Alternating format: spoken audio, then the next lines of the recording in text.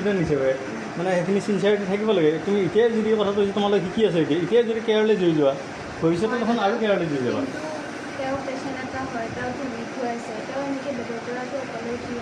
ভয়টো খাবা না তুমি যিটো পেচেণ্টে তুমি ভয় খাবা না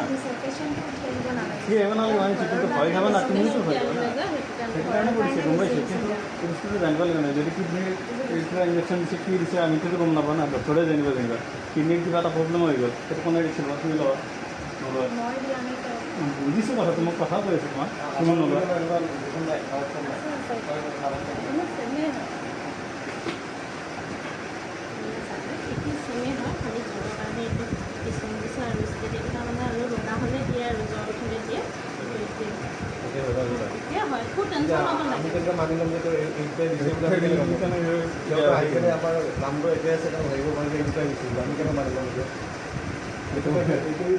মাৰিছে আমি কেনেকৈ গম পাম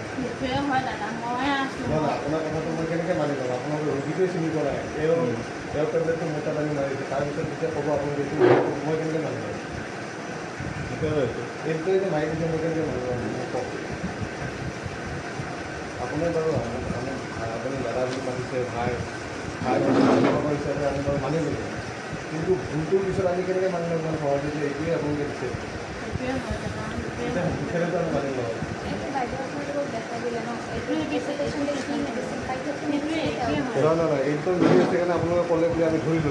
যোৱাকালি যিটো ঘটনা হ'ল তেতিয়া তাতে আমাৰ প্ৰতীক্ষা স্কুল অফ নাৰ্ছিঙৰ ইণ্টাৰ্ণ এজন আছিলে তেখেতে কি হ'ল 3টা বেজি মানে 17 নম্বৰৰ বিচনাৰ আৰু 18 নম্বৰ আছিল 2টা চেপ্ৰেক্সন আৰু পেণ্টাপ্ৰজন 2টাই কমন চেপ্ৰেক্সনটো দিয়ে তেখেতৰ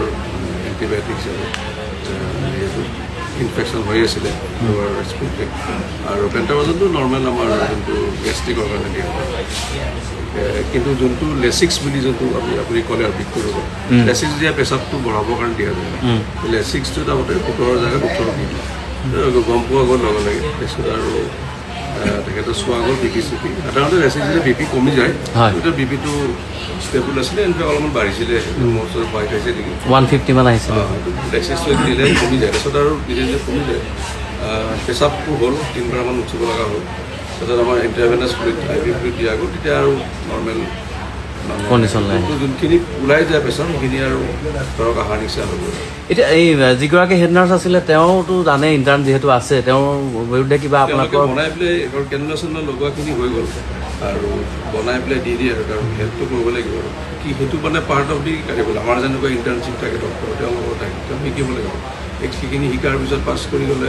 মানে যেতিয়া ডিগ্ৰীটো পাব তেওঁ বেলেগ কলেজত বা হস্পিটেলত সোমাব এতিয়া সেইটো বস্তু হোৱাৰ কাৰণে আমি যোনজন ইণ্টাৰ্ণ আছিলে তেওঁ ইয়াৰ পৰা গুচাই দিলোঁ আমাৰ প্ৰতিষ্ঠাত খবৰ দিছোঁ তেখেতে ইয়াতে ইণ্টাৰ্ণশ্বিপ কৰিব পাৰে আৰু যোনজন চিষ্টাৰ আছিলে ষ্টাফ নাৰ্ছগৰাকীক আমাৰ মেট্ৰনৰ জৰিয়তে এটা তদন্ত কৰা যাব মানে কৰিব দিছোঁ অলৰেডি তেওঁ ৰিপৰ্টটো দিব যদি কিবা তাতে গাফিলতি থাকে আমি এটা উচিত ব্যৱস্থা কৰিম।